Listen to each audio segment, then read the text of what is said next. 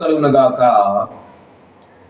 యాకోబు తన ఇంటి వారందరితో అంటున్నాడు, మీ యొద్దను అన్ని దేవతలను పారవేసి మిమ్మల్ని మీరు శుచిపరచుకొని వస్త్రములను మార్చుకొనుడి, మనము లేచి బేతేలునకు వెళ్ళేదము.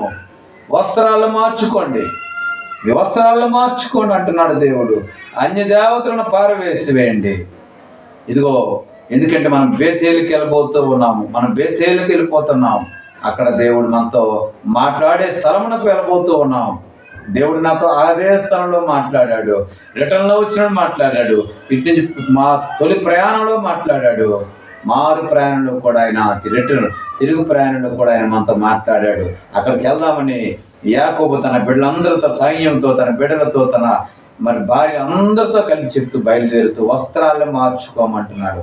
ఎందుకంటే వస్త్రములు మార్చుకోవడం అంటే ఏమిటి? ఏ వస్త్రాలు మార్చుకుంటూ ఉన్నావు? అన్య దేవతలను పారవేసి మొట్టమొదటిగా మీరు ఉన్న ఆచారాలన్నీ పారగొట్టి దేవుని యందు మీ మనస్సును ఉంచని. దేవుడు మిమ్మల్ని దీవించును గాక. ఆమేన్.